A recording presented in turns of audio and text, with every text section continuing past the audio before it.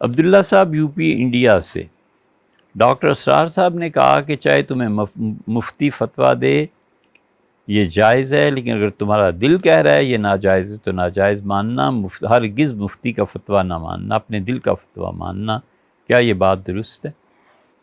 ایسے نہیں ہے، حضور صلی اللہ علیہ وسلم نے کوئی اور بات کی ہے، یہ نہیں ہوا کرتا۔ مفتی جنہیں خدا کا خوف ہے نا، فتویٰ ایک ایک لفظ پہ غور کرتے ہیں، ایک ایک بات پہ غور کرتے ہیں کہ یہ لفظ لکھنا بھی مناسب ہے یا نہیں۔ ایسے نہیں ہے بھیا، یہ وہ کہہ رہے ہیں جن کی سیاسی پیشن گوئیاں جتنی مرضی پوری ہوں یا نہ ہوں، کچھ غرض نہیں، ہمیں صرف ایک بات پہ، صرف ایک بات پہ، نہ ہم اپنی حدود سے نکلیں نہ آپ اپنی حدود سے نکلیں کہ یہ لوگ جس فیلڈ میں تھے اس پہ بات کریں، جو فیلڈ ان کا نہیں ہے مت آئیں، مت کریں۔ بابا آپ دیکھتے نہیں، ایک ہارٹ اسپیشلسٹ ہے، جب برین کا، دماغ کا مسئلہ آتا ہے تو پیچھے ہٹ جاتا ہے، کہتا ہے جی کسی اور کے پاس جائیں، مجھے نہیں پتا۔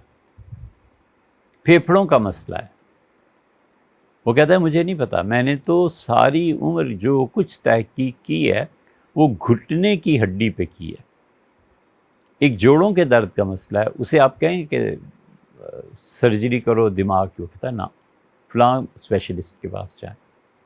یہی ہوتا ہے نا، یہی چیز دین میں بھی ہے، ہمارا کسی سے کچھ لینا دینا نہیں۔ ہم صرف یہ کہتے ہیں کہ آپ ڈاکٹر ہیں، ساری زندگی میڈیسن پہ، میڈیکل، بسم اللہ، 100 بسم اللہ۔ آپ انجینئر ہیں، آپ کبھی نہ کہیں کہ ڈسپرین کھاؤ یا فلاں یا فلاں، نہ، آپ یہ بتائیے سریا کتنا، سیمنٹ کتنا، ریت کتنی، بجری کتنی، یہ ہے بس، اور کیا جھگڑا۔